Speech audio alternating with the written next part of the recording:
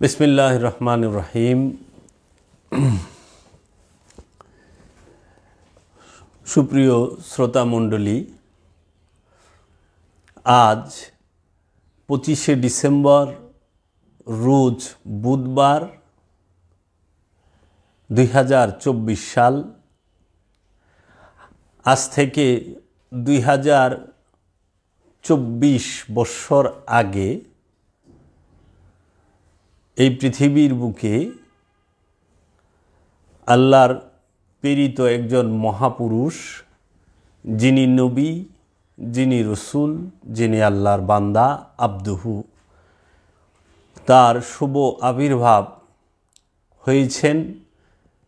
সেই মহাপুরুষ, তিনি যার আবির্ভাব হয়েছেন, শুভ আগমন হয়েছেন, তিনি রবের কেতাব হিকমত নিয়ে আগমন করেছেন। সেই মহাপুরুষ হচ্ছেন হযরত ঈসা রুহুল্লাহ আলাইহিস সালাতু ওয়াস সালাম। এই ঈসা আলাইহিস সালাতু ওয়াস সালামের শুভ আবির্ভাব দিবসকে পৃথিবীর বুকে অধিকাংশ মানুষ জানেন ক্রিসমাস ডে নামে, এবং আমাদের বাংলাদেশে বলা হয় বড়দিন। এই নবীর আগমনে পৃথিবীর বুকে যে মানুষ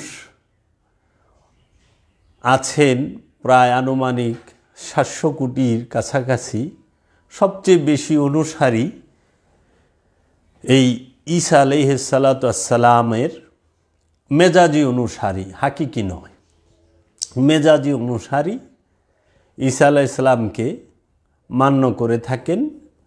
ঈসা রুহুল্লাহকে খ্রিস্টান ধর্মের অনুসারীরা যীশু খ্রিস্ট বলে থাকেন, যীশু খ্রিস্ট নামেই অবহিত করেন। ইনজিলে যীশু, কোরআনুল মাজিদে ঈসা রুহুল্লাহ। আমি এই শুভ দিনে, শুভ আবির্ভাব দিবস উপলক্ষে এই পৃথিবীর জাতি, ধর্ম, বর্ণ সকল মানুষকেই জানাই ঈদ মুবারক, শুভ আবির্ভাব দিবস। হে আল্লাহর নবী ঈসা আলাইহিস সালাতু ওয়াস সালাম, শুভ আবির্ভাব দিবস হে যীশু খ্রিস্ট। প্রথমেই বলে রাখি, মহাপুরুষগণ, নবী রসুলগণ, অলিয়া উলিয়াই কেরামগণ কখনোই কোনো জাতের জন্য আসেন না, কোনো ধর্মের জন্য, তারা কোনো গোষ্ঠীর জন্য আগমন করেন না। মহাপুরুষগণ সার্বজনীন, জাতি, ধর্ম, বর্ণ সব বিষয়ের উপরেই তারা সার্বজনীন। যার জাত আছে তিনি গণ্ডির মধ্যেই সীমাবদ্ধ। তাই আল্লাহ রব্বুল আলামিন সার্বজনীন, আল্লাহ রব্বুল আলামিনের বাণী আল কোরআন সার্বজনীন, তাওরাত, ইনজিল, জাবরুদ সার্বজনীন, আল্লাহর প্রেরিত মহাপুরুষগণও সার্বজনীন। আল্লাহর প্রেরিত মহাপুরুষরা কখনোই কোনো জাতি, ধর্ম, বর্ণ হয় না। তাহারা নিজেরাও মুসলিম, তাহারা সকলকে বানিয়েও থাকেন মুসলিম, মুসলমান। এই মুসলমান কখনোই জন্মগত মুসলমান নয়, এই মুসলমান কখনোই দলগত মুসলমান নয়। এই মুসলমান হচ্ছে সার্বজনীন আদর্শের মুসলমান। ইসলাম শব্দের অর্থ শান্তি, মুসলমান শব্দের অর্থ শান্তিতে বসবাসকারী। ইসলাম শব্দের অর্থ আত্মসমর্পণ, মুসলমান শব্দের অর্থ আত্মসমর্পণকারী। এই ইসলাম যাদের মাধ্যমে আসেন তাহারাই নবী, রসুল, ওলি, আউলিয়ায়ে কেরাম। নবী রসুল আউলিয়ায়ে কেরামই ইসলামের মধ্যে আত্মসমর্পণের শিক্ষাটি দান করে থাকেন। এই দিনটি বরকতময়, রহমতের। এই কথাটি আমার নয়, আল কোরআনের। আল্লাহ রব্বুল আলামিন আল্লাহর হাবিব সরকার দু আলম মোহাম্মদ সাল্লাল্লাহু আলাইহি ওয়াসাল্লাম মের পবিত্র জবান মুবারক থেকে ইরশাদ করেন সূরা মরিয়মের 15 নম্বর আয়াতে। যদি আপনারা একটু খেয়াল করেন, আল্লাহ রব্বুল আলামিন বলেন, ওয়াসালামুন আলাইহি ইয়াউমা উলিদা ওয়া ইয়াউমা ইয়ামুতু ওয়া ইয়াউমা ইয়াবআসু হাইয়ান। এর বাংলা অর্থ হচ্ছে, এবং সালাম শান্তি তাহার উপরে জন্মদিনে এবং মৃত্যু দিনে এবং পুনরুত্থান দিনে জীবিত অবস্থায় হাইয়ান। এইখানে আল্লাহর যাহারা মহাপুরুষ নবী রসুল, তাহাদেরকে আল্লাহ রব্বুল আলামিন সালাম প্রেরণ করেছেন। ওয়া সালামুন আলাইহি ইয়াউমা উলিদা। ইয়াউমা উলিদা মানে জন্মদিন, ওয়া এবং ইয়াউমা ইয়ামুতু এবং পুনরুত্থান এবং মৃত্যু দিনে, ওয়া ইয়াউমা ইয়াবআসু হাইয়ান এবং পুনরুত্থান দিনে জীবিত অবস্থায়। আল্লাহ রব্বুল আলামিন সালাম জানিয়েছেন এই জগৎবাসীকে, আমাদেরকে, এবং আল্লাহ প্রেরিত মহাপুরুষদেরকে শান্তি দিয়েছেন। কিভাবে? মহাপুরুষদের আগমনের দিনকে, মহাপুরুষদের ওফাত ইন্তেকাল দিবসকে, এবং তিনারা যখন পুনরুত্থান দিবসে তাঁরা জীবিত অবস্থায় সবসময় থাকেন, হাইয়ান। ঈসা আলাইহিস সালাতু ওয়াসসালাম সম্পর্কে কোরআনুল মাজিদে বহু প্রশংসা করা হয়েছে। ঈসা রুহুল্লাহ, তিনি আল্লাহর রূহ, স্বয়ং রূহ। ঈসা নফসুল্লাহ না, ঈসা আল্লাহর নফস না। ঈসা আল্লাহর নফস নয়, ঈসা নফসুল্লাহ নাই, ঈসা রুহুল্লাহ। ঈসা আল্লাহর রূহ, স্বয়ং রূহ। এই ঈসা আলাইহিস সালাতু ওয়াসসালামকে আল্লাহ রব্বুল আলামিন জগৎ সমূহের জন্য একটি নিদর্শন করে প্রেরণ করেছেন। এই বাণীগুলো কোরআনুল মাজিদে আছে এবং ঈসা আলাইহিস সালাতু ওয়াসসালামের জিকির কিতাবের মধ্যে করতে বলা হয়েছে। ঈসা আলাইহিস সালাতু ওয়াসসালাম এই পৃথিবীর বুকে এই 25শে ডিসেম্বর যে আগমন করলেন, আবির্ভাব হলেন, আল্লাহ রব্বুল আলামিন তার সম্পর্কে কোরআনুল মাজিদে বলেছেন, ঈসা আলাইহিস সালাতু ওয়াসসালাম তিনি 3 দিনের শিশু, দোলনায় শুয়ে দোলনার মধ্য থেকে কথা বলেছেন। দোলনায় থাকা অবস্থায় 3 দিনের শিশু ঈসা রুহুল্লাহ মানুষের সাথে কথা বলেছেন, যাহা পৃথিবীতে বিরল। পৃথিবীর বুকে অন্য কোনো মানুষ মায়ের গর্ভ থেকে ভূমিষ্ঠ হয়ে 3 দিনের দিন দোলনা থেকে আজ পর্যন্ত কথা বলেন নাই। এইটাই হচ্ছে ঈসা রুহুল্লাহর সবচেয়ে বড় একটি মৌজেজা। এবং ঈসা আলাইহিস সালাতু ওয়াসসালাম তাকে তিনি পিতা ছাড়া, বাবা ছাড়া, তিনি মা মরিয়মের গর্ভে আল্লাহ রব্বুল আলামিনের হেকমতে, আল্লাহ রব্বুল আলামিনের তরফ হইতে যে রুহুল আমিন আগমন করেছেন মা মরিয়মের কাছে সুসংবাদ দেবার জন্য। যখন মা মরিয়ম মেহরাবের মধ্যে মোরাকাবা মুশাহেদায় অবস্থায় ছিলেন, তখন সেই আল্লাহর রসুল, রবের প্রেরিত রসুল রুহুল আমিন এসে মা মরিয়মকে সুসংবাদ দিলেন যে, হে মরিয়ম, রবের তরফ হইতে তোমাকে একটি ছেলে সন্তান দান করা হবে। তিনি জগৎসমূহের মধ্যে অন্যতম একজন মহাপুরুষ। তাই আমরা দেখতে পাই কোরআনুল মাজিদে ঈসা আলাইহিসসালাতু ওয়াসসালাম সম্পর্কে বলা হচ্ছে সূরা মরিয়মের 30 নম্বর আয়াতে, ক্বালা ইন্নী আব্দুল্লাহ। ঈসা আলাইহিসসালাতু ওয়াসসালাম বললেন, ইন্নী, নিশ্চয় আমি আব্দুল্লাহ, আল্লাহর বান্দা। আতানিয়াল কিতাব, আমাকে আল্লাহ রব্বুল আলামিন কিতাব দিয়ে পাঠিয়েছেন, কিতাব দান করেছেন। ওয়াজআলনি নবিয়ান, এবং আমাকে নবী হিসেবে নির্বাচিত করা হয়েছে, মনোনীত করা হয়েছে। খেয়াল করুন সুপ্রিয় দর্শক মণ্ডলী, 3 দিনের শিশু, সূরা মরিয়মের 30 নম্বর আয়াতে বলা হচ্ছে, ক্বালা ইন্নী আব্দুল্লাহ, নিশ্চয় আমি আল্লাহর বান্দা। ঈসা আলাইহিসসালাতু ওয়াসসালাম 3 দিনের শিশু, তিনি বলতেছেন নিশ্চয় আমি আল্লাহর বান্দা।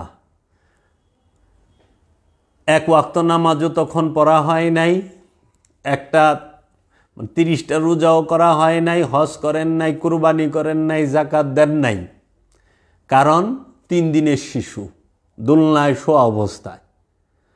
কুরবানি না করেও আল্লাহর আব্দুহু, জাকাত না দিয়েও আল্লাহর আব্দুহু, 5 ওয়াক্ত নামাজ না পড়েও আল্লাহর আব্দুহু, কোনো মাদ্রাসায়, মসজিদে, মক্তবে শিক্ষা না নিয়েও আল্লাহর আব্দুহু, কোনোখানে যায়া এই ওয়াজ নসিহত না শুনেও আল্লাহর আব্দুহু।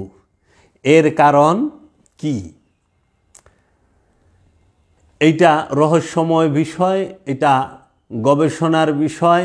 জানতে হইলে গবেষণা করতে হবে এবং ভাবতে হবে, এবং রবের দায়মি সলাতে নিজের মন প্রাণকে উৎসর্গ করে এই রহস্যের বিষয়গুলো জানতে হবে। কিভাবে ঈসা রুহুল্লাহ, আল্লাহর আব্দুহু বলে সম্বোধন করলেন, এবং তাকে নবী হিসেবে নির্বাচিত করা হয়েছে, এবং তাকে কেতাব দেওয়া হয়েছে। আতানিয়াল কিতাব, আমাকে আল্লাহ কেতাব দিছে। 3 দিনের শিশু, তাকে আল্লাহ কেতাব দিল। সেই কিতাব কোন কিতাব? সেটা কি হস্তলিখিত হিব্রু ভাষায় কাগজ আর কালির বাইন্ডিংয়ের বই? সেটা কি হস্তলিখিত কাগজ কালির বাইন্ডিংকৃত কোনো বই ছিল? হিব্রু ভাষার হস্তলিখিত কাগজ কালির বাইন্ডিংকৃত ছাপাখানা থেকে বাইন্ডিং করা কোনো বই ছিল?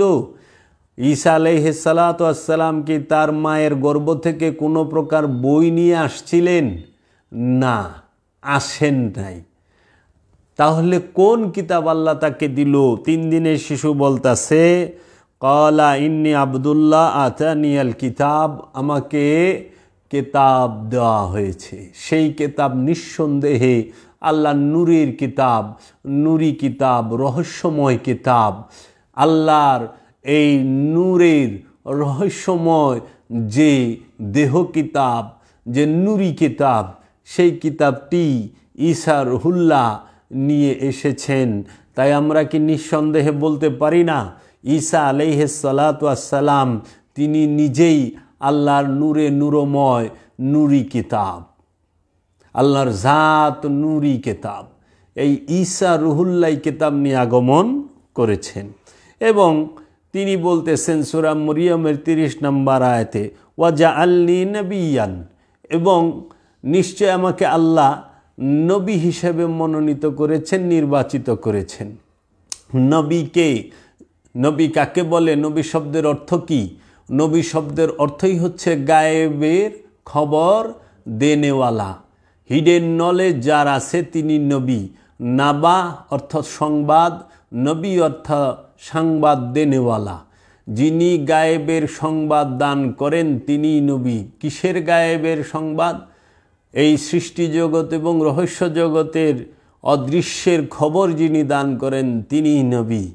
এই নবী এবং কেতাব এবং আব্দুল্লাহ এই তিনটি শব্দই আপনি একটি আয়াতের মধ্যে পাবেন সূরা মারিয়ামের 30 নম্বর আয়াতে। তারপর ঈসা আলাইহিস সালাতু ওয়াস সালাম তিনি আল্লাহর নবী, আল্লাহর মনোনীত নবী, তিনি আল্লাহর তরফ হতে কিতাবপ্রাপ্ত এবং তিনি আল্লাহর বান্দা। 3 দিনের শিশু মায়ের গর্ভ থেকে ভূমিষ্ঠ হওয়ার পরে দোলনায় শুয়ে বলতেছে, আমি আল্লাহর বান্দা, আল্লাহ আমাকে কিতাব দিয়েছেন এবং আমি আল্লাহর নবী। 3 দিনের শিশু ঈসা আলাইহিস সালাতু ওয়াস সালাম যদি নবী হিসেবে রবের কাছে মনোনীত এবং নির্বাচিত হন, যেই ঈসা আলাইহিস সালাতু ওয়াস সালাম তিনি আল্লাহর রসুল মুহাম্মদ সাল্লাল্লাহু আলাইহি ওয়াসাল্লামের উপরে ঈমান এনেছেন এবং তিনি যে সকল রসুলের রসুল, রসুলদের সর্দার, সুলতানুল মুরসালিন, ইমামুল মুরসালিন, সুলতানে আম্বিয়া আলাইহিস সালাতু ওয়াস সালাম এর সাক্ষী হিসেবেও ঈসা আলাইহিস সালাম একজন স্পষ্ট সাক্ষী। আল্লাহর রসুলের উপরে তিনি ঈমান এনেছেন। সেই আল্লাহর হাবিব মুহাম্মদ মুস্তাফা, আহমদ মুস্তাফা সাল্লাল্লাহু আলাইহি ওয়াসাল্লাম কীভাবে 40 বছরের নবুয়ত প্রাপ্তি হন, এর বিষয়টা সহজ সরল মুসলমানের মাথায় ধরতে চায় না। কারণ আমাদের মুসলমান ইসলাম ধর্মের ভিতরে 73 ফেরকার একটি ফেরকা, তার নাম হচ্ছে ওহাবি মতবাদ। এই ওহাবি মতবাদের আলেমরা আল্লাহর রসুল মুহাম্মদ সাল্লাল্লাহু আলাইহি ওয়াসাল্লাম 40 বছর বয়সে নবুয়ত প্রাপ্ত হয়েছেন এই কথা প্রচার করে থাকে। নাউজুবিল্লাহি মিন যালিক। যেখানে ঈসা রুহুল্লাহ ভূমিষ্ঠ হয়েই বললেন, ওয়া জাআলনি নবিয়ান, আমাকে আল্লাহ নবী হিসেবে মনোনীত করেছেন। সেইখানে এই ঈসা আলাইহিস সালাতু ওয়াস সালামের যিনি নবী, ঈসা আলাইহিস সালাতু ওয়াস সালামের যিনি রসুল, তিনি কিভাবে 40 বছর বয়সে নবুয়ত প্রাপ্ত হন? এইটি সম্পূর্ণ মিথ্যা অপপ্রচার করা হয়। আল্লাহর হাবিব ঈসা আলাইহিস সালামের আগমনের আগেও তিনি নবী, আল্লাহর হাবিব ঈসা আলাইহিস সালামের আগমনের আগেও তিনি রসুল। সেইটা কিভাবে? আমরা স্পষ্ট প্রমাণ পাই, আমা আরসালনাকা ইল্লা রাহমাতাল লিল আলামিন, হে আমার হাবিব, আমি আপনাকে জগৎসমূহের রহমত করে প্রেরণ করেছি। তাহলে আল্লাহর হাবিব তিনি নবী, তিনি ওলি, তিনি আব্দুহু, তিনি রসুল, তিনি উম্মি এবং তিনি জগৎসমূহের রহমত। তা আল্লাহর রসুল রহমত করে আল্লাহ রব্বুল আলামিন আল্লাহর রসুলকে কবে পৃথিবীর বুকে পাঠালেন? সেটা কি আজ থেকে 1450 বছর আগে, নাকি বাবা আদমের আগমনেরও আগে? এবং এই পৃথিবীর বুকে এই সৃষ্টির মধ্যে 18,000 মাখলুকাত সৃষ্টির আগে থেকে আল্লাহর হাবিব তিনি রহমত, তিনি বরকত, তিনি নিয়ামত। তাই এই ওহাবিদের ষড়যন্ত্র আমরা সাধারণ মুসলমানেরা বুঝতে পারি না। এই না পারার দরুন রসুল সাল্লাল্লাহু আলাইহি ওয়াসাল্লামকে নিয়ে এবং আল্লাহর রসুলের যে বংশধর আওলাদে রসুল, আলে রসুল, তাদেরকে নিয়ে বিভিন্ন বাজে মন্তব্য এই ওহাবি মূর্খরা করে থাকেন, এই অজ্ঞরা করে থাকেন। কারণ ওহাবিদের মূল দর্শনটি হচ্ছে অনুষ্ঠান কেন্দ্রিক। ওহাবিরা অনুষ্ঠানকে একমাত্র মূল বিষয় বলে ধরে নেয়। এরা অনুষ্ঠান সর্বস্ব, অনুষ্ঠানের বাহিরে এদের কোনো প্রকার জ্ঞান চর্চা নাই এবং কোনো প্রকার জ্ঞানের বিষয় তাদের জানা নাই। তারা শুধু কাগজ কালির এবং ভাষার বাইন্ডিংকৃত কিতাবকেই কিতাব বলে মনে করেন। কিন্তু আল্লাহর নবীগণ, আল্লাহর রসুলগণ, আল্লাহর অলিগণ যে জিন্দা কিতাব, আল্লাহর জাত নূরে নূরময় কিতাব, সেই জাত নূরে নূরময় কিতাবকে জীবনেও তারা পাঠ করতে পারলেন না। তাহারা জীবন ভরা শুধু কাগজ কালি এবং ভাষার বাইন্ডিংকৃত বই পড়ে পড়ে এই মগজকে শুকিয়ে ফেললেন। তো কাজেই এরা কোনো দিন সেনার এলেমের ধারের কাজ দিয়েও নাই। তারপরে দেখুন ঈসা আলাইহিস সালাতু ওয়াস সালাম সম্পর্কে আল্লাহর নবী ঈসা আলাইহিস সালাতু ওয়াস সালাম তিনি যে আল্লাহর মনোনীত একজন নবী, সেই বিষয়ে কোরআনুল মাজিদে স্পষ্ট অনেক কথা আল্লাহ রাব্বুল আলামিন তুলে ধরেছেন।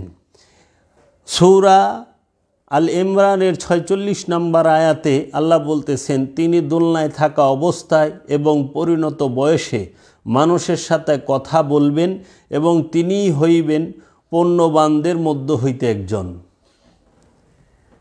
দোলনা থেকে কথা বলে, এটা কিন্তু কোনো আজগবি শরীফ, কোনো হুজুর শরীফ কিংবা কোনো মানুষের রচিত বই থেকে বলা হয় নাই। এটা কোরআনুল মাজিদের সূরা আল ইমরানের 46 নম্বর আয়াতে বলা হয়েছে, তিনি দোলনায় থাকা অবস্থায় এবং পরিণত বয়সে মানুষের সাথে কথা বলিবেন এবং তিনিই হইবেন পুণ্যবানদের মধ্য হইতে একজন। তাহলে ঈসা রুহুল্লাহ তিনি পুণ্যবানদের মধ্য হইতে একজন। তারপরে একটু খেয়াল করেন, সূরা আল ইমরানের 48 নম্বর আয়াতে বলা হয়েছে, এবং তিনি আল্লাহ তাকে শিক্ষা দেবেন কিতাব এবং হিকমত মানে বিজ্ঞান এবং তাওরাত এবং ইনজিল। ঈসা আলাইহিস সালাতু ওয়াস সালামকে আল্লাহ শিক্ষা দেবেন কিতাব এবং হিকমত এবং তাওরাত এবং ইনজিল। সূরা আল ইমরানের 48 নম্বর আয়াত। একটু খেয়াল করেন, আল্লাহ শিক্ষা দিবেন। নবীকে কে শিক্ষা দেয়? আল্লাহ রব্বুল আলামিন। রসুলকে কে শিক্ষা দেন? আল্লাহ রব্বুল আলামিন। অলিকে কে শিক্ষা দেন? আল্লাহ রব্বুল আলামিন। নবী, রসুল, অলিয়া উলিয়ায়ে কেরাম আল্লাহ রব্বুল আলামিনের কাছ থেকে শিক্ষা গ্রহণ করেন। আল্লাহ নিজে তাদেরকে শিক্ষা দেয়। আল্লাহ নিজ হাতে তাদের চেহারাকে তৈরি করে। আল্লাহর সুরতে আল্লাহ নিজে ওলিদের চেহারা তৈরি করে, নবীদের চেহারা তৈরি করে, রসুলদের চেহারা তৈরি করে। আদমের চেহারা আল্লাহর চেহারা। আল্লাহ নিজে বলছে, আমি আদমকে আমার নিজ হাতে তৈরি করেছি। আদমকে আল্লাহ নিজ হাতে তৈরি করেছে। এখন আল্লাহ যে ঈসা নবীকে কিতাব শিক্ষা দিলেন, সেই কিতাব কোন কিতাব? সেই কিতাবের নাম কি? শিক্ষক আল্লাহ আর ছাত্রকে ঈসা আলাইহিস সালাতু ওয়াস সালাম। এখন আমাদেরকে এই বর্তমান সমাজে মসজিদ, মাদ্রাসা, মক্তবে, স্কুল, কলেজ, ইউনিভার্সিটিতে শিক্ষাকে দেয় মানুষে। পৃথিবীতে কোনো মৌলবী, মাওলানা, মুন্সি, আলেম, উলামা, মুহাদ্দিস, মুফাসসির কেউই আল্লাহর কাছ থেকে শিক্ষা গ্রহণ করেন নাই। সবাই উস্তাদের কাছ থেকে, মৌলবীর কাছ থেকে, মাওলানাদের কাছ থেকে শিক্ষা গ্রহণ করেছেন। আল্লাহর কাছে থেকে শিক্ষা গ্রহণ করেছেন নবীগণ, রসুলগণ, অলিগণ। আল্লাহ নিজে নবীদেরকে কিতাব শিখিয়েছেন, রসুলদেরকে কিতাব শিখিয়েছেন, অলিদেরকে নিজে শিখিয়েছেন। তাহলে পরে এই আল্লাহ যাদেরকে শিক্ষা দিয়েছেন তাহারা গায়েবের খবর জানে, তাহারা গায়েব বলতে পারে। আল্লাহ যাদেরকে শিক্ষা দিয়েছেন তারা ফুৎকার করলে মৃত জীবিত হয় এবং মাটির তৈরি পাখির মধ্যে নফস দিতে পারে।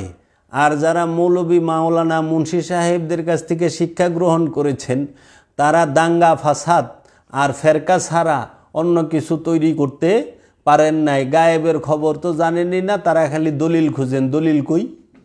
রেফারেন্স কই? রুম নাম্বার এত, বেড নাম্বার, মানে এমনভাবে রেফারেন্স বলে অমুক কিতাবের অমুক পৃষ্ঠায় অমুক অধ্যায়ের অমুক জায়গায় আছে, রুম নাম্বার এত, বেড নাম্বার এত, সিট নাম্বার এত, কেবিন নাম্বার এত, লিফটের নাম্বার এত, এইভাবে বলে। যারা নাকি মুর্দা কমিটির সভাপতি, এই মুর্দা কমিটির সভাপতিরা দেখবেন বলবে নবী রসুলগণ বলে আমাদের মতো মানুষ, নাউজুবিল্লাহি মিন জালিক। এই ওহাবি মুর্দা কমিটির সভাপতিরা, এই মুর্দা কমিটির সদস্যরা তারা বলে নবী রসুলগণ আমাদের মতো মানুষ, নাউজুবিল্লাহি মিন জালিক। নবী রসুলগণ তাদের মতো মানুষ, এই কথা বলার পরে তাদের ঈমান আছে কি না এটা দর্শকই বিচার করবেন। কারণ নবীদের শিক্ষক আল্লাহ নিজে, রসুলের শিক্ষক আল্লাহ নিজে।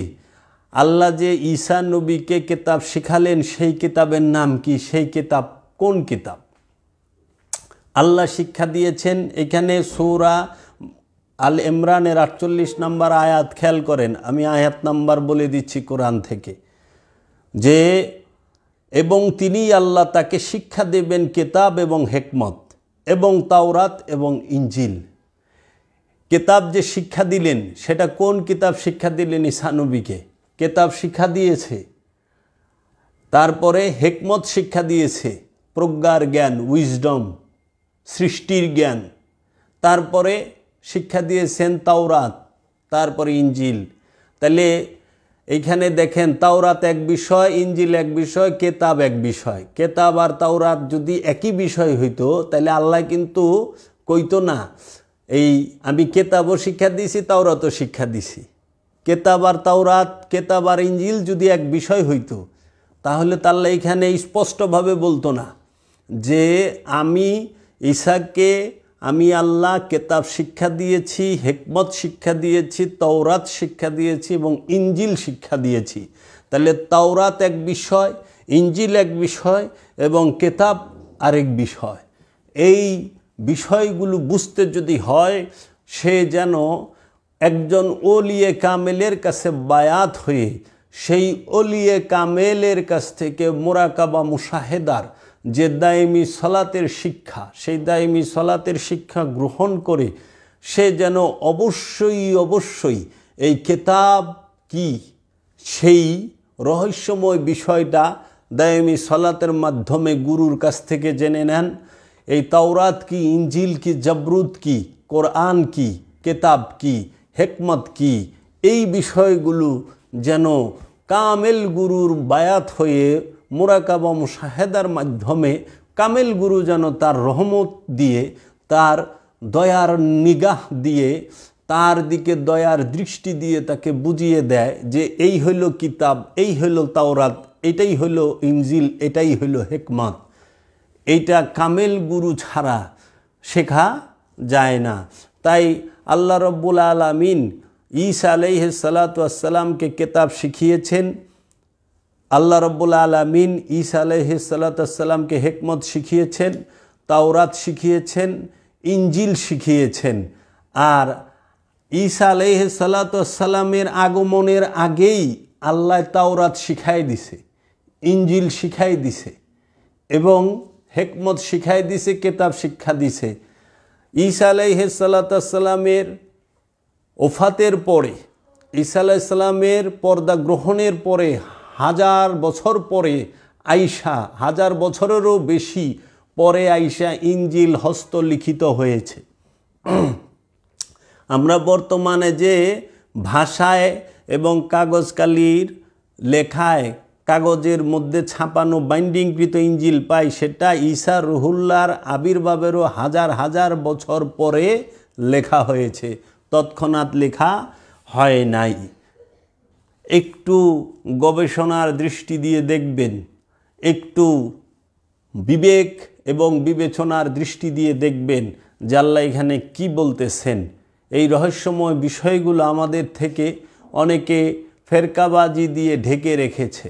আজকে তার জন্য আমাদের এই সমাজে মানুষ কেতাব আর বইয়ের তফাৎ বুঝে না। কেতাব এক বিষয়, বই আরেক বিষয়।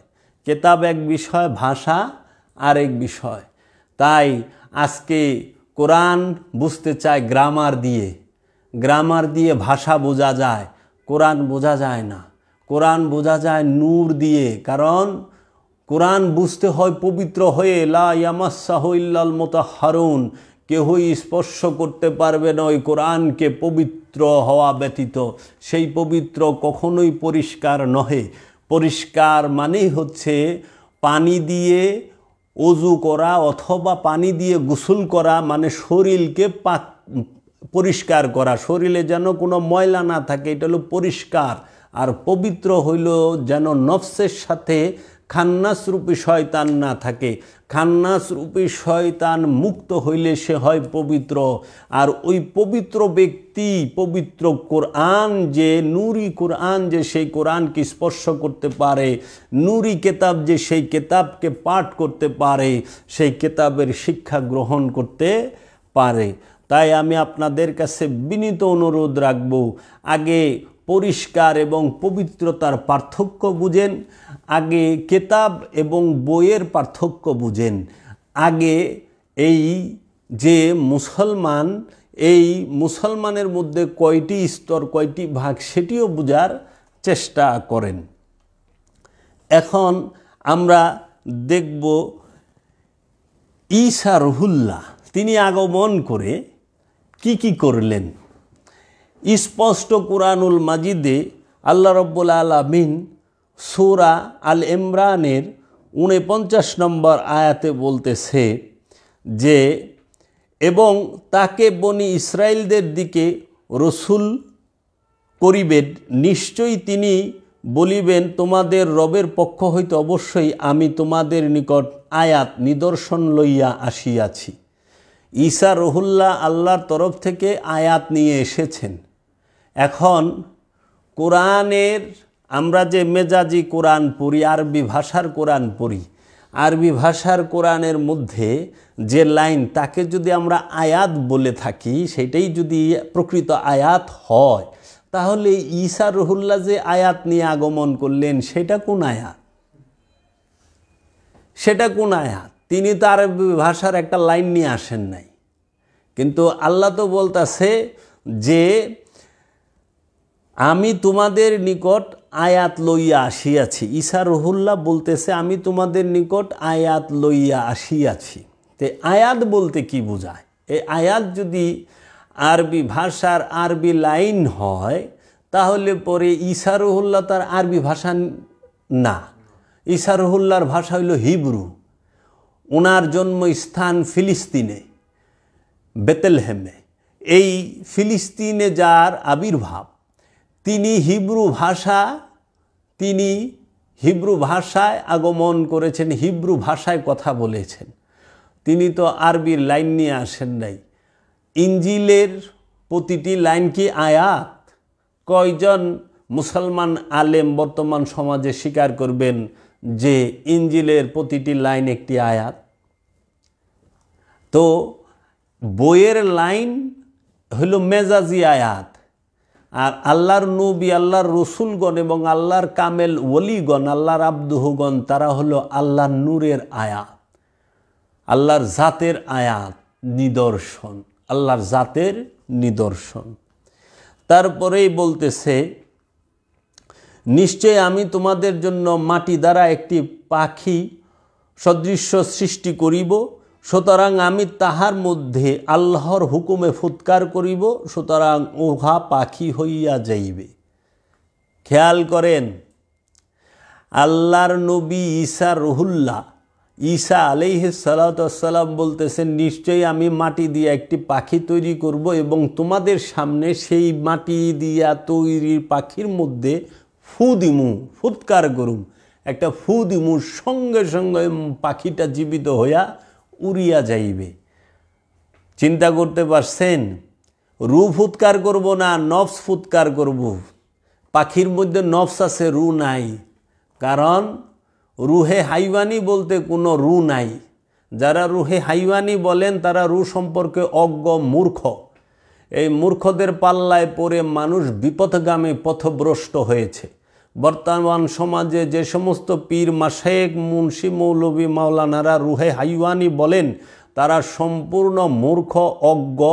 তাদের রু সম্পর্কে কোনো ধারণা নাই। তারা নফস সম্পর্কেই জানেন না, রুহের ভাগ করতে গেছেন।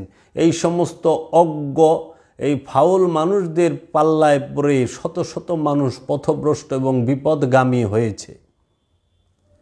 আল্লাহর নবী ঈসা আলাইহিস সালাতু ওয়াস সালাম যদি তার জবান মুবারক দিয়ে ফু দেয়, তাহলেই প্রাণ সঞ্চার হয়। প্রাণ দেওয়ার ক্ষমতা কার আছে? রুহের। কারণ ঈসা আলাইহিস সালাতু ওয়াস সালাম নফসুল্লাহ না, রুহুল্লাহ। স্বয়ং রুহ, রবের স্বয়ং রু যদি ইচ্ছা করে নফস সৃষ্টি করতে পারে, কিন্তু নফস কোনো দিন রু সৃষ্টি করতে পারে না, কারণ রু স্রষ্টা, নফস সৃষ্টি। এইখানে তার দলিল, ঈসা রুহুল্লাহ স্রষ্টা আর নফস হইল সৃষ্টি। এর জন্য ঈসা রুহুল্লাহ, ঈসা নফসুল্লাহ না। নফস সারা জীবন ফুপাল্লেও প্রাণ সঞ্চার হবে না, সৃষ্টি হবে না। রূহ ফুৎকার করলে সঙ্গে সঙ্গে প্রাণ সৃষ্টি হবে, প্রাণ সঞ্চার হবে, প্রাণ সে তার কর্ম শুরু করবে। মাটি দিয়ে পাখি বানাও, ওই মাটির পাখির মধ্যে আমি ফুৎকার করে দেব, সঙ্গে সঙ্গে সে জীবিত হয়ে উড়ে যাবে। নফস প্রাণ না থাকলে উড়তে পারবে না। এর জন্য রূহ পশু পাখির মধ্যে নাই।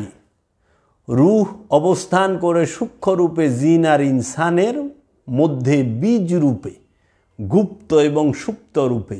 সেই রূহকে মুরাকাবা মুশাহেদার দায়মি সলাতের মাধ্যমে জাগ্রত করে তুলে এই জিন আর ইনসান। এই জিনের মধ্যেও রূহ প্রকাশ হয় না, ইনসানের মধ্যে একমাত্র রূহ প্রকাশ হয়। এর জন্য রূহের ভাগ হয় না, নফসের ভাগ হয়। রূহের কোনো প্রকার ভেদ নাই, নফসের প্রকার ভেদ। নফস সম্পর্কে অজ্ঞতা এবং রূহ সম্পর্কে অজ্ঞতার কারণে রূহের 5 ভাগ। কোনো সুফি নামধারী এই মূর্খের দল করে থাকে।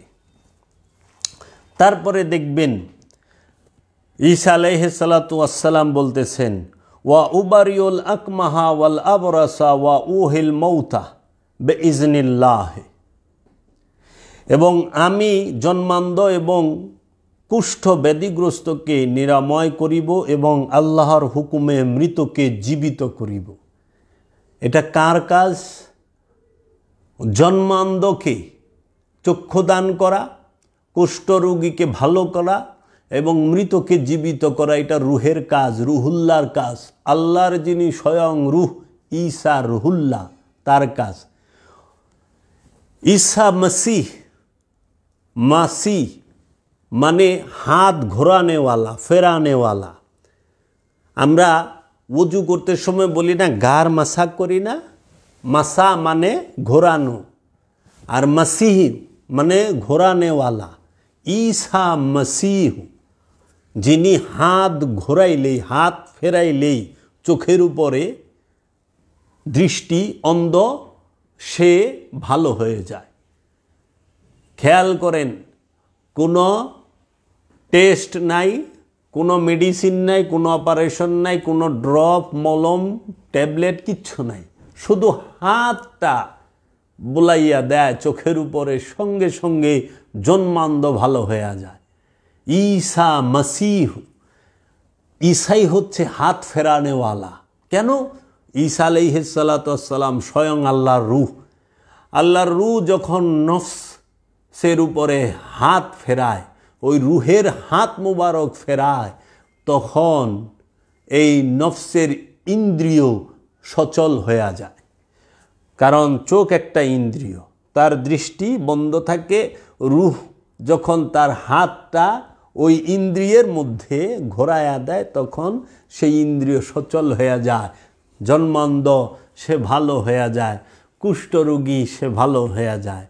এখন আমাদের সমাজের মধ্যে আমরা যারা আছি তারা তো রুহুল্লাহ না। এখন আমরা নিজেরাই ডাক্তারের কাছে যাই এবং যাইয়া ইহুদি খ্রিস্টানরা সায়েন্স টেকনোলজি গবেষণা করে যে মেশিনপত্র বানাইছে, ওই দিয়ে এক্সরা টেক্সরা করে আমরা সেইগুলো দিয়া পরীক্ষা করে চিকিৎসা করি। কারণ আমরা রুহুল্লাহ না, আমাদের মধ্যে রূহ জাগ্রত। আচ্ছা, এখন প্রযুক্তি সাথে, এই বিজ্ঞানের সাথে কোরআনের সম্পর্ক আছে, আধ্যাত্মবাদের এবং সুফিদের সম্পর্ক আছে।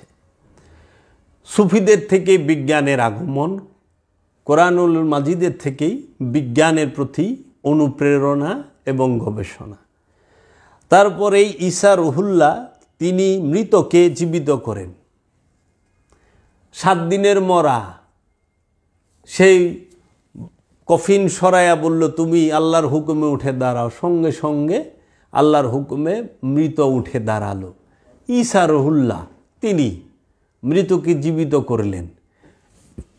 এবং শুধু তাই নাই, আল্লাহ বলতেছেন, ওয়া উনাবিকুম বিমা তাকুলুনা ওয়া মা তাদাখিরুনা ফিল বুয়ুতিকুম, এবং আমি তোমাদের সংবাদ দেব তোমরা যাহা খাইয়া আসিয়াছ এবং তোমাদের ঘরের মধ্যে যাহা রাখিয়া আসিয়াছ। ইন্না ফি যালিকা আয়াতাল্লাকুম ইন কুনতুম মুমিনিন, নিশ্চয়ই উহার মধ্যে তোমাদের জন্য আয়াত নিদর্শন রহিয়াছে যদি তোমরা মুমিন হও। একটু খেয়াল করেন, ঈসা রুহুল্লাহ শুধু মাটি দিয়ে পাখি তৈরি করেন, পাখিকেই জীবিত, মাটি দিয়ে তৈরি পাখিকেই জীবিত করেন নাই, শুধু জন্মান্ধকেই ভালো করেন নাই, কুষ্ঠরোগীকে ভালো করেন নাই, মৃতকে জীবন দিয়ে মৃত ব্যক্তিকে জীবিত করেন নাই। আরও বেশি বলতেছে, আমার ভক্তদের মধ্যে কে কি খায় আসছে এবং কার বাড়িতে কোন জায়গায় দাও, খন্তা, আলমারি কি কি আছে, আসবাবপত্র আমি সব বলে দিতে পারি। সেই ঈসা আলাইহিস সালাতু ওয়াস সালাম, তিনি এই ঈসা রুহুল্লাহ তিনি এত মৌজেজা, এত কিছু দেখিয়েছেন। এটি আল কোরআন থেকে বললাম, আমার একটি বিষয়ও কোরআনের বাহিরে নয়। আমি কোরআন গবেষণা করি, কোরআন জানার চেষ্টা করি, কোরআন শেখার চেষ্টা করি। আমার মুর্শিদের থেকে আমি কোরআন শিখি। আমার শিক্ষক, আমার উস্তাদ হচ্ছেন এই পৃথিবীর বুকে সর্বশ্রেষ্ঠ ইসলাম গবেষক, যুগ শ্রেষ্ঠ মহামানব, ওলিয়ে কামেল, মুর্শিদে মুকাম্মেল, জামানার মুজাদ্দেদ, যিনি এই পৃথিবীর বুকে সুফি জগতের অন্যতম একজন নক্ষত্র। তিনি হচ্ছেন কালান্দার বাবা জাহাঙ্গীর, চেরাগে জান শরীফ কালান্দার বাবা জাহাঙ্গীর বা ইমান আল সুরেশ্বরী অফিয়ান হুঁ, আমার মুর্শিদ কেবলাহ কাবা। আমি আমার মুর্শিদের থেকেই এই শিক্ষা গ্রহণ করি। আমার মুর্শিদই আমাদেরকে নুরি কোরআনের শিক্ষা দান করেন, নুরি কিতাবের শিক্ষা দান করেন, হেকমতের জ্ঞান দান করেন আমাদেরকে। আমরা সবাই যদি ওলিয়ে কামেলের কাছ থেকে শিক্ষা গ্রহণ করতে পারতাম, আমাদের সমাজের মধ্যে এই ধর্মের নামে কুসংস্কার, ধর্মের নামে মারামারি, হানাহানি এবং ফতোয়া দিয়ে আল্লাহর সৃষ্টি শ্রেষ্ঠ মানব আশরাফুল মাকলুকাত তাকে নির্বিচারে হত্যা করা হতো না। কারণ ধর্মই মানুষ এনেছে, মানুষ সেই ধর্ম এনেছে, ধর্ম কোনোদিন মানুষকে আনে নাই, মানুষই ধর্মকে এনেছে, মানুষই ধর্মকর্ম করে, ধর্ম কোনোদিন মানুষ আনতে পারে নাই। ধর্মের দোহাই দিয়ে যেন আমরা মানুষে মানুষে মারামারি হানাহানির মধ্যে লিপ্ত হয়ে এক ভাই, এক মানুষ আরেক মানুষকে হত্যা না করি। কোনো সুফি, কোনো মহাপুরুষই কাউকে আঘাত করার শিক্ষা কোনো দিন দেন নাই এবং কোনো প্রকার অত্যাচার জুলুমের শিক্ষা দেন নাই। রসুলদের নামে, সুফিদের নামে কিছু স্বার্থবাদী, কিছু স্বার্থপর, কিছু শক্তির পূজারী, স্বার্থের পূজারী, বস্তুবাদী ধার্মিক যারা, তারা এই সুফি, ওলি, নবী, রসুল এবং মহাপুরুষদের নাম বিক্রি করে এবং তাদেরকে ব্যবহার, তাদের কথা, তাদের দোহাই দিয়ে নিজেদের উদ্দেশ্য হাসিল করার জন্য সমাজের বুকে এই মানুষে মানুষে, ধর্মে ধর্মে এই মারামারি হানাহানি সৃষ্টি করে থাকে তাদের ফায়দার জন্য। আপনারা ভুলেও এই সমস্ত স্থানে আপনারা কখনোই করবেন না, তাদের ফাঁদে পা দেবেন না। আপনারা সুপ্রিয় দর্শক, আমি আজকে ঈসা আলাইহিস সালাতু ওয়াস সালাম, তিনি সমগ্র মানব জাতির নবী। তাকে কেউ মানুক চাই না মানুক, সমস্ত নবীরাই মানব জাতির জন্য, মানব জাতির হেদায়েতের জন্য আগমন করেন। এর জন্য আমরা দেখতে পাই ঈমান আনতে হবে কার উপরে? ঈমান আনতে হবে রবের উপরে, ঈমান আনতে হবে কিতাবের উপরে, ঈমান আনতে হবে ফেরেশতাদের উপরে, ঈমান আনতে হবে নবী এবং রসুলদের উপরে। সকল নবী এবং রসুলদের উপরে বিশ্বাস স্থাপন করাও ঈমানের সবচেয়ে বড় একটি অঙ্গ এবং বিষয়। আজকে আমরা কোরআন থেকে দেখব ঈসা আলাইহিস সালাতু ওয়াস সালামকে আল্লাহ রাব্বুল আলামিন কি কি দিয়ে প্রেরণ করেছেন, কোরআনের দলিল কোথায় কোথায় আছে। সর্বপ্রথম ঈসা রুহুল্লাহ, ঈসা আলাইহিস সালাতু ওয়াস সালাম তিনি স্বয়ং আল্লাহর রূহ।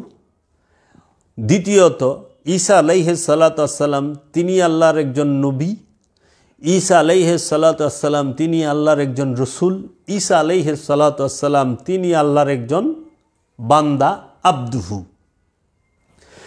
আল্লাহ রাব্বুল আলামিন ঈসা আলাইহিস সালাতু ওয়াস সালাম কে কিতাব দিয়া পাঠিয়েছেন।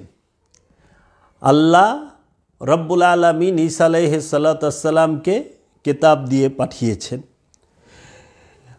ঈসা আলাইহিস সালাতু ওয়াস সালামকে আল্লাহ রাব্বুল আলামিন শিখিয়েছেন কিতাব, হিকমত, তাওরাত এবং ইনজিল। কোরআনই এর প্রমাণ। ঈসা আলাইহিস সালামকে রবের তরফ হইতে তাওরাত, ঈসা আলাইহিস সালাতু ওয়াস সালাম রবের তরফ হইতে তাওরাত নিয়ে এসেছেন। তিনি দুনিয়ায় থাকা অবস্থায় কথা বলেছেন। ঈসা আলাইহিস সালাতু ওয়াস সালাম রবের তরফ হইতে আয়াত নিয়ে এসেছেন। তিনি জন্মান্ধকে ভালো করেছেন।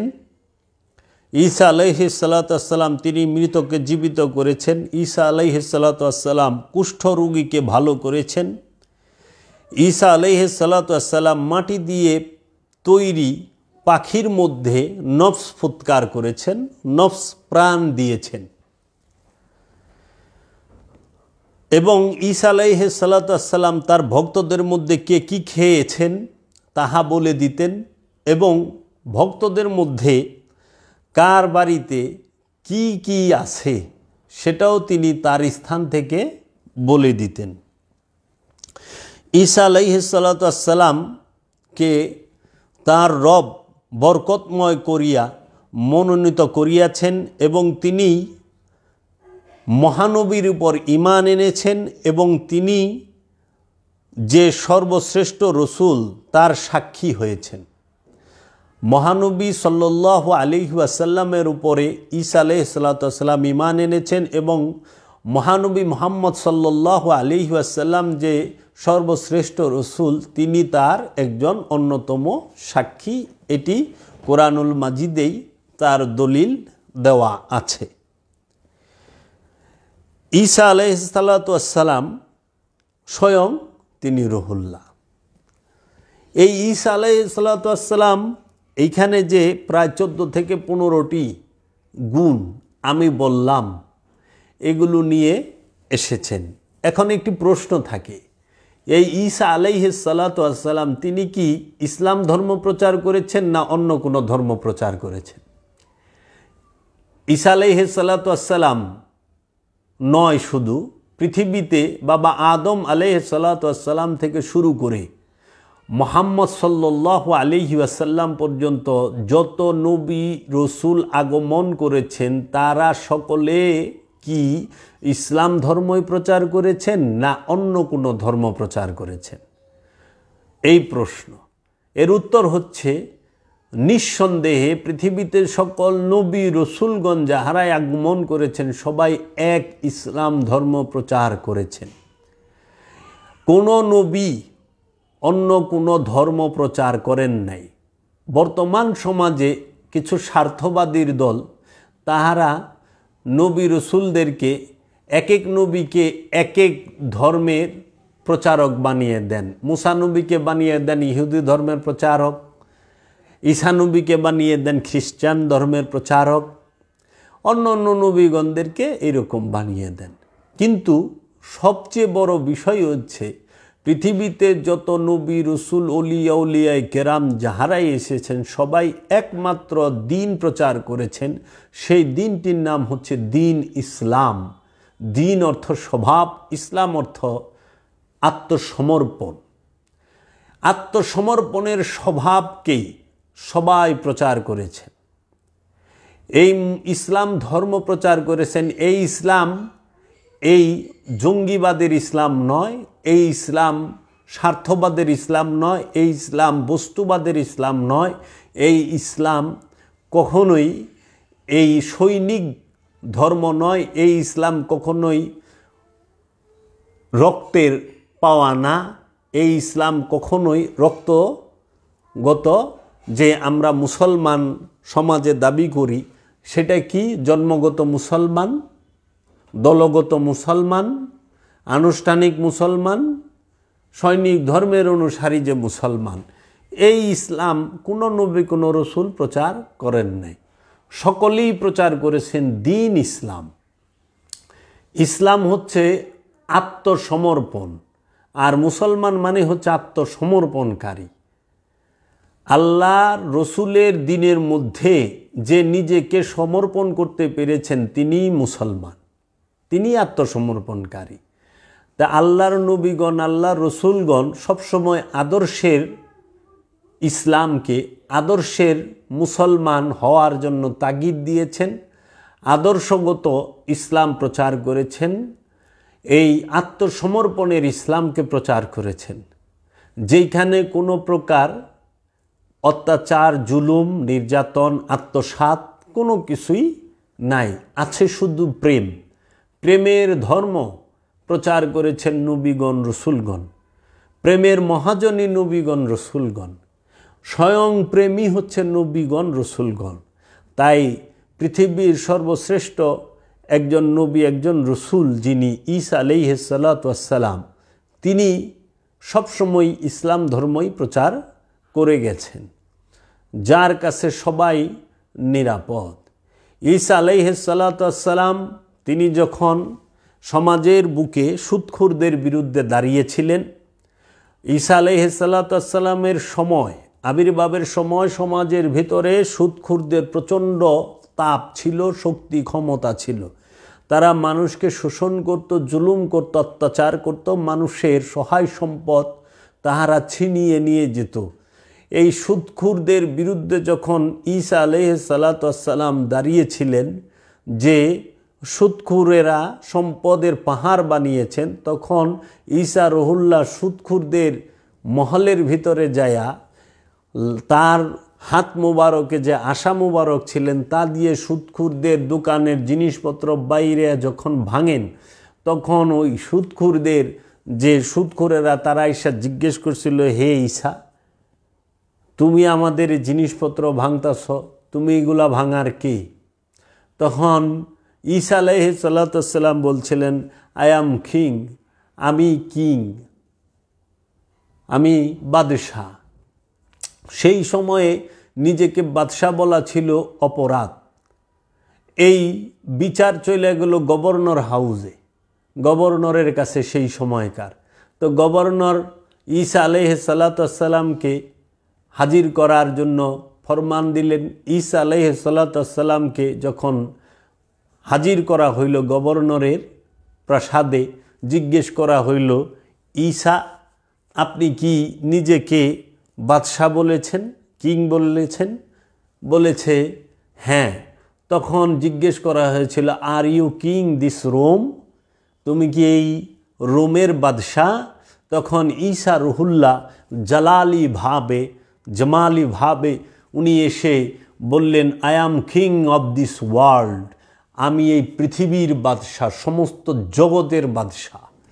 তখন বলল যে এই ব্যক্তি তো ক্রেজি, সে তো বড্ড উন্মাদ, পাগল, নাউজুবিল্লাহ। তাকে অপবাদ দেওয়া হইল। তার শাস্তি কি? সেই সময় মৃত্যুদণ্ড। তাকে এই বিচারের মুখোমুখি কে দাঁড় করিয়েছিল আপনারা কি জানেন? সেই সময় ইহুদি মোল্লা সবসময় আসিল। মোল্লাগো কামি মহাপুরুষের বিরোধিতা করা আর মহাপুরুষের বাড়িঘর ভাঙা, আগুন দেওয়া, এটা আজকের না, আদিকাল থেকেই। ওই সময় ইহুদি মোল্লা যারা, তাগো বলে রাব্বি, এই রাব্বিরা আইসা বলছিল, are you king this Rome, হ্যাঁ, যখন ঈসা রুহুল্লাহ বলছে আমি সমগ্র পৃথিবীর বাদশাহ, সত্যই তো বলছে, তিনিই তো বাদশাহ, বাদশার বাদশাহ কমলেওয়ালা ঈসা আলাইহিস সালাতু ওয়াস সালাম। ঈসা রুহুল্লাহ যখন এই কথা বললেন, তার মৃত্যুদণ্ড কার্যকর করার জন্য যখন আদেশ হইল, ঈসা আলাইহিস সালাতু ওয়াস সালামকে নির্মমভাবে শহীদ করা হলো। ঈসা রুহুল্লাহকে বলা হইল যে তুমি তো বাদশাহ, তোমার মাথায় মুকুট নাই, তো মুকুটবিহীন সম্রাট। এই মুকুটবিহীন সম্রাট এটা তো মানায় না। তখন সেই সময়কার জালেম ইহুদি মোল্লারা ঈসা রুহুল্লাহকে একটি ময়না কাটার মুকুট বানায়া, একটি ময়না কাটার বিড়ার মতো বানায়া, মাথায় পরায়া জাতা দিয়া ময়না কাটা যে দুইটা কাটা ভিতরে প্রবেশ করায় দেয়। ঈসা রুহুল্লাহর মাথা মোবারক দিয়ে রক্ত দর দর করে পড়তাছে। মুকুটবিহীন সম্রাটকে মুকুট দিল এই ইহুদি মোল্লারা। তখন আপনারা দেখবেন যে যদি আপনারা খ্রিস্টানদের চার্চে যান, দেখবেন যিশু খ্রিস্টের একটি আছে যে ক্রসের মধ্যে তার হাত পা মধ্যে পেরাক মারা এবং মাথায় একটা ময়না কাটার মুকুট দেওয়া। কারণ তিনি বলেছিলেন আমি পৃথিবীর বাদশাহ। ঈসা রুহুল্লাহকে মাথায় ময়না কাটার মুকুট পরিয়ে দেওয়া হয়েছিল। তারপরে ঈসা রুহুল্লাহকে চাবুক দিয়ে মারতে মারতে রক্তাক্ত করে ফেলা হয়েছে। একদম রাজপ্রাসাদ থেকে চাবুক দিয়ে পিটাইতে পিটাইতে একদম ওই যে শুলিতে যে স্থানে চড়াবে সেই কাষ্ঠ পর্যন্ত নেওয়া এই রাস্তার মধ্যে তাকে পিটায়। ঈসা রুহুল্লাহর ভক্তরা, সাহাবীরা, জন, পিটার, পল, তাহারা ঈসা রুহুল্লাহকে নিজের জীবন বাঁচাইতে যায় অস্বীকারও করেছিল। ওই গভর্নরের সৈন্যরা জিজ্ঞাসিল ঈসারে চেনো? পিটার বলছিল না। ঈসা রুহুল্লাহ সে বলেছিল পিটারকে সূর্যাস্তের আগে তুমি আমাকে 3 বার অস্বীকার করবা। পিটার বলছিল প্রভু এটা আপনি কি বলেন, আমি অস্বীকার করুম? হ্যাঁ তুমি অস্বীকার করবা। এই ঈসা আলাইহিস সালাতু ওয়াস সালাম তার রবের প্রতি বলেছিলেন হে আমার এলাহি, ইয়া এলাহি, তুমি তো আদনা থেকে আদনা একটা শিয়ালরেও থাকার একটা গর্ত দিছ। তুমি তোমার সন্তান, তোমার এই বান্দা ঈসাকে তুমি কি দিছ? তুমি তো একটা ঘরও দাও নাই। ঈসা রুহুল্লাহর থাকার একটি ঘর ছিল না। ঈসা আলাইহিস সালাতু ওয়াস সালাম জঙ্গলের মধ্যে জলপাই গাছের ডাল ধরে দাঁড়িয়ে থাকতেন। ঈসা আলাইহিস সালাতু ওয়াস সালাম খাবার দাবার অত গ্রহণ করতেন না। 2 মাস পরে এরকম একটু মাছ মুখ লাগাইতেন তিনি। ঈসা রুহুল্লাহ তিনি যখন জঙ্গলের ভিতরে থাকেন জলপাই গাছের ডাল ধরে, তখন ঈসা রুহুল্লাহকে এই গভর্নরের যারা সিপাহী তারা পাচ্ছিল না। তো ঈসা আলাইহিস সালাতু ওয়াস সালামের একজন ভক্ত ছিল, তাকে বলছিল এই ইহুদি মোল্লারা যে ঈসা রুহুল্লাহ কোথায় আছে তুমি আমাকে কও, আমরা হেরে দইরা আনুম, কিচ্ছু কম না, খালি 2-4টা কথা জিগাম। তোমার এই স্বর্ণ মুদ্রা দিলাম 1 পুটলা, আর কথা দিলাম, ওয়াদা করলাম তোমার কাছে, কিচ্ছু কম না। তো সে তাদের এই দুষ্ট কথা, দুষ্ট মির ভিতরে তাদের পইটা যায়, তাদের মধ্যে আইসা যায়। তখন সে কি করে, ঈসা রুহুল্লাহ কোথায় আছে সেটা বলে দেন। ঈসা রুহুল্লাহকে ইহুদি মৌলবীরা ধইরা রাজপ্রাসাদে এনে নির্মম অত্যাচার যখন শুরু করে, তখন ঈসা রুহুল্লাহর সাহাবী বলছিল তোমরা না আমার কাছে ওয়াদা করছো তোমরা ঈসা রুহুল্লাহরে কিছু বলবা না, তো তোমরা ঈসা রুহুল্লাহকে আমার দয়ালে মারতাছো কে? কয় কিসের ওয়াদা? এর জন্য মুনাফিকদের ওয়াদা, মুনাফিকদের লগে বেঈমানদের সাথে ওয়াদা বন্ধ হইতে যায়েন না। সর্বকালে সর্বসময়ই এই মুনাফিকের দল মুনাফিকি করছে। তো ইহুদি মোল্লারা কি করলো, ঈসা রুহুল্লাহকে বিচারের মুখোমুখি করে তাহারা শুলে চড়ানোর ব্যবস্থা করে দিল। ঈসা রুহুল্লাহকে ঈসা আলাইহিস সালাতু ওয়াস সালাম তার সাহাবী দিয়েই এই ইহুদি মোল্লাদের হাতে বন্দী হন। সাহাবীর ইনফরমেশনে মোল্লাদের, ইহুদি মোল্লাদের হাতে বন্দী হন। ঈসা আলাইহিস সালাতু ওয়াস সালাম যখন বলছে আমি বাদশাহ, মুকুটবিহীন বাদশাহ মানায় না, মুকুটবিহীন সম্রাট, ময়না কাটার মুকুট লাগায় দেয়। তাকে শুলে চড়ানোর আগে এই হাতের মধ্যে পেরাক মারা হয়, হাতের তালুতে, এই হাতের তালুতেও পেরাক মারা হয় এবং পায়ের মধ্যেও পেরাক মারা হয়। দুই পা একত্রিত করে গজারি পেরাক মেরে তাকে শুলে চড়ানো হয়। সেই সময় ইহুদিদের মধ্যে প্রচলন ছিল, যখন ঈসার আবির্ভাব ঘটবে, ঈসার প্রকাশ হবে, তখন তিনি তিনটি শব্দ উচ্চারণ করবেন, দিল মাদাল তো দিল মাদাল সাবাকাতানি দিল মাদাল। এইরকম একটি শব্দ তিনি উচ্চারণ করবেন। যখন ঈসা রুহুল্লাহকে রক্তাক্ত করে ফেলা হয়, মা মরিয়ম ফেল ফেল করে তাকায় দেখে তার সন্তানকে তার চোখের সামনে শুলে চড়ানো হচ্ছে। মা মরিয়ম তার বুকের চাদর দিয়ে সন্তানের রক্ত মুছে। আমার মুর্শিদ কালান্দার বাবা জাহাঙ্গীর একদিন আলোচনা করতে গিয়ে বলছিলেন, ভালোকে তো সবাই ভালোবাসে, মন্দকে যে ভালোবাসতে পারে সেই তো মহাপুরুষ। ঈসা রুহুল্লাহ তার সময়ে একটি মেয়ে, সে দেহ বিক্রি করত বাজারে। আমাদের ভাষায়, আপনারা মনে কষ্ট নেবেন না আমার এই শব্দটা, আমি জানার বোঝার জন্য বলতেছি, বাজারে যাকে বেশ্যা বলা হয়, দেহ বিক্রি করত। এইরকম একটি মেয়েকে ওই সম্প্রদায়ের মানুষেরা এই পর্যন্ত, ইহুদি মোল্লারা এই পর্যন্ত গাইরা পাথর মাইরা মাইরা ফালাইব, শাস্তি তার। যখন এই সংবাদ ঈসা রুহুল্লাহর কাছে গেল, ঈসা রুহুল্লাহ সেখানে উপস্থিত হইলেন, একটি দাগ দিছে, দাগ দিয়া বলছে, তোমাদের একটি পাথর যেন এই দাগের বাহিরে এই মেয়ের শরীরে মাথায় না লাগে। তোমরা তো চেনো আমি ঈসা রুহুল্লাহ, আমি কি করতে পারি। সবাই ওই সময় ভয় পায় গেল যে ঈসা এইখানে এসে দাঁড়াইছে। ঈসা রুহুল্লাহ হাতটা বাড়ায়া ওই বাজারের মেয়েটাকে টান দিয়া উঠায়া সে তারকে উদ্ধার করল। সঙ্গে সঙ্গে মেয়েটি ঈসা রুহুল্লাহর পায়ের মধ্যে সেজদায় পড়ে গেলেন এবং ঈসা রুহুল্লাহকে জড়ায় ধরলেন। ঈসা রুহুল্লাহ বাঁচাইলেন।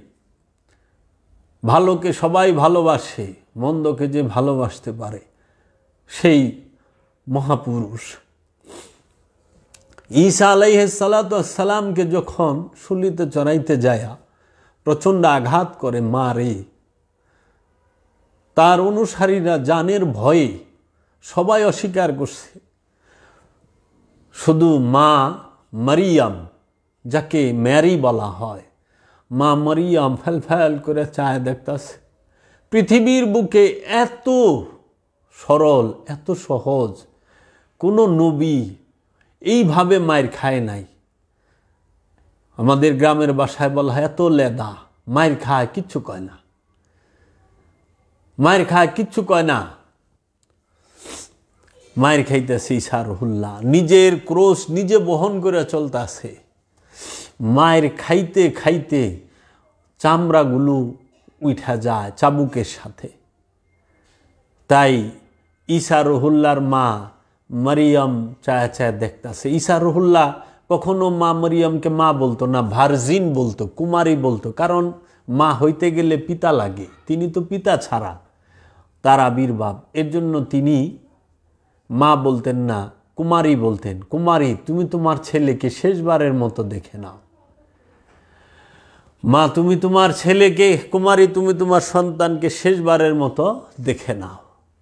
ওই মেয়েটি মায় দেখতাছে সন্তানকে পিটায়, ওই মেয়েটি তার চুল দিলা দিয়ে ঈসা রুহুল্লাহর রক্তগুলো মুছে, মাথার চুল দিয়া গুরুর রক্ত মুছে।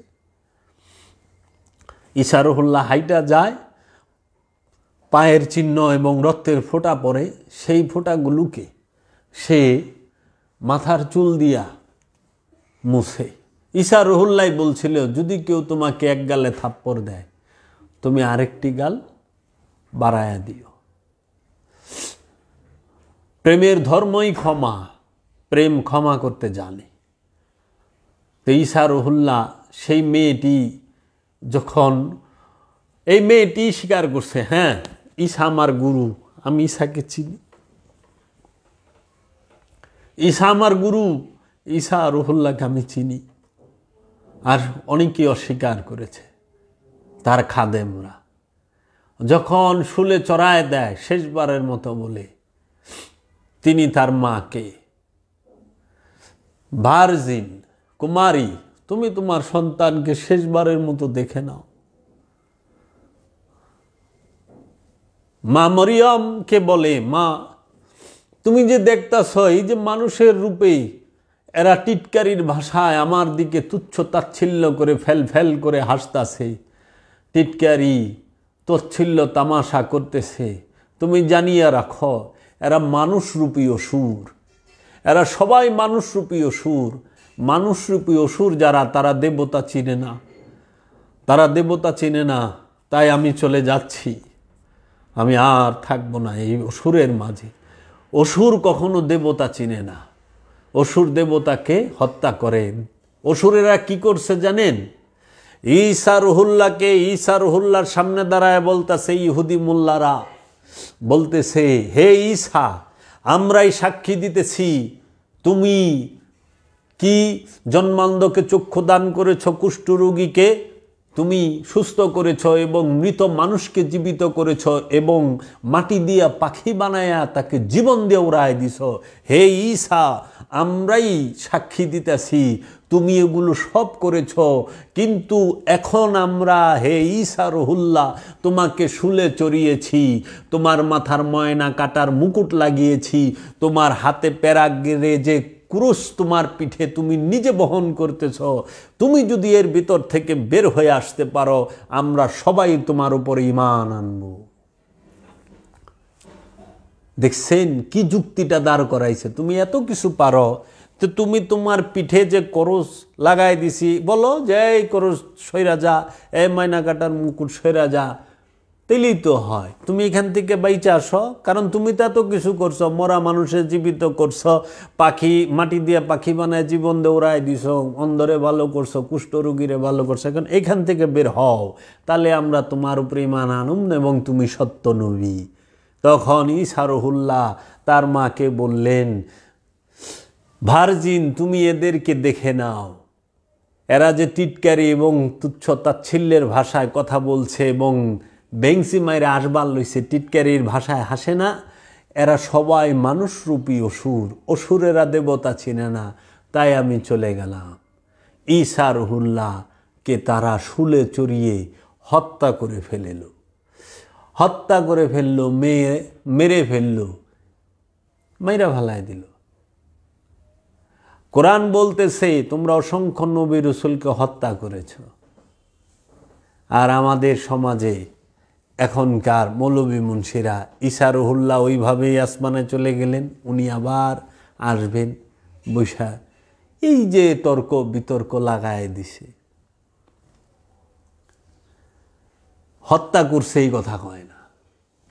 আল্লাহর নবীদের, আল্লাহর রসুলদেরকে হত্যা করা হয়েছে নির্মমভাবে। কেন? এই পৃথিবীতে মানুষ শক্তির পূজা করে, স্বার্থের পূজা করে। শক্তির পূজা এবং স্বার্থের পূজা মানুষ করে। শক্তির পূজারীর সামনে, স্বার্থের পূজারীর সামনে প্রেমের কোনো মূল্যই নাই, সত্যের কোনো মূল্য নাই।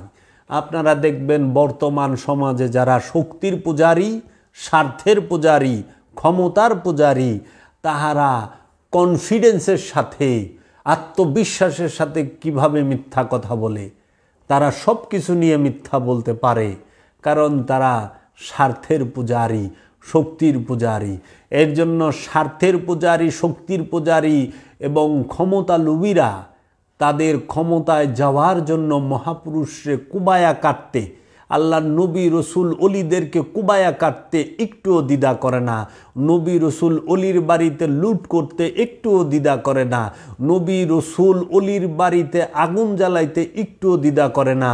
আমরা আজ থেকে 2024 সাল আগে ঈসা রুহুল্লাহর বেলায় সেটি দেখেছি।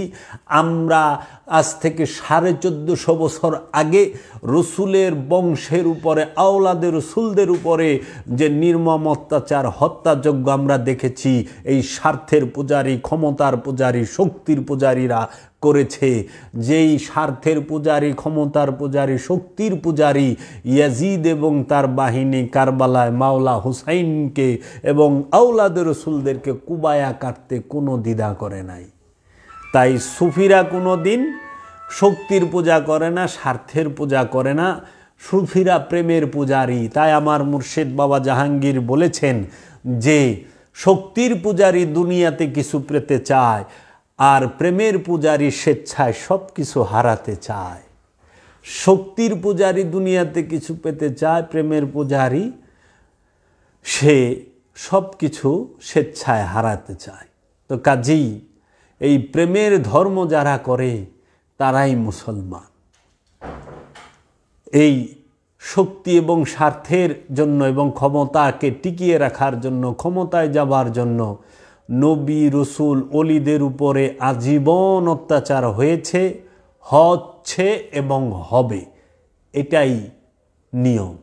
তো কাজেই আমরা যেন পৃথিবীর বুকে যত নবী রসুল, অলিয়া উলিয়া কেরাম এবং মহাপুরুষ এসেছেন, জাতি ধর্ম বর্ণ নির্বিশেষে পৃথিবীর যে কোনো ভাষায়, যে কোনো সম্প্রদায়ে, যে কোনো জাতিতে যে কোনো মহাপুরুষ এসেছেন, তাদের যেন সম্মান এবং শ্রদ্ধা করতে পারি এবং তাদেরকে যেন আমরা মহব্বত করি, ভালোবাসি। তাহলে আমরা প্রকৃত মুসলমান হইতে পারব। এর চেয়ে এছাড়া কোনো উপায় নাই। অনুষ্ঠান দিয়ে কোনো দিন আত্মশুদ্ধি আসে না। আত্মশুদ্ধি আসে নবী রসুলের অলিদের মহব্বতে। মহব্বতই মূল বিষয়, প্রেমই সবচেয়ে বড় বিষয়। ঈমান তখনই আসে যখন রসুলের প্রেম আসে। রসুলের প্রেম, নবীর প্রেম যার মধ্যে নাই, অলির প্রেম, রসুলের প্রেম যার মধ্যে নাই, তার মধ্যে ঈমান কিভাবে আসবে? সে নামের ঈমানদার, স্বার্থে বেশ কমইলেই কুবদা কল্লা ফেলে দেবে। এই হলো তাদের ধর্ম। তো কাজেই আমরা মনে করি, আমি নিজে বিশ্বাস করি, পৃথিবীতে যত নবী রসুল অলিয়া উলিয়া ইকরাম এসেছে সবাই ইসলামই প্রচার করেছে। সেই ইসলাম কখনোই এই জাতিগত, এই জন্মগত এবং দলগত ইসলাম নয়। সেটি আদর্শের ইসলাম, আদর্শের মুসলমান হওয়ার শিক্ষা দিয়েছেন। আমরা সকলেই যেন আদর্শের মুসলমান হইতে পারি। রব্বুল আলামিন যেন আমাদেরকে সেই রহমত, বরকত এবং নিয়ামত দান করেন। আমি এখানেই রাখলাম। আমি আপনাদেরকে উদারত আহ্বান জানাবো, আপনারা যদি এই সুফিবাদ সম্পর্কে এবং ইলমে তাসাউফ সম্পর্কে জানতে চান, তাহলে আপনারা অবশ্যই আমার মুর্শিদ চেরাগে জান শরীফ কালান্দার বাবা জাহাঙ্গীর বা ইমান আল সুরেশ্বরী ফি আনহুর লিখিত 28টি কিতাব এবং কোরআনুল মাজিদের হুবহু অনুবাদ পাঠ করে দেখবেন। সেইখানে আপনারা অনেক সত্য বিষয়গুলো জানতে পাবেন। আপনাদের প্রতি এই অনুরোধ রেখে এখানেই আমি রাখলাম। সকলেই আমার জন্য দোয়া করবেন এবং এই বিশেষ দিনে, এই পবিত্র ঈদের দিনে ঈদ মুবারক জানিয়ে এখানেই রাখলাম। আসসালামু আলাইকুম ওয়া রাহমাতুল্লাহি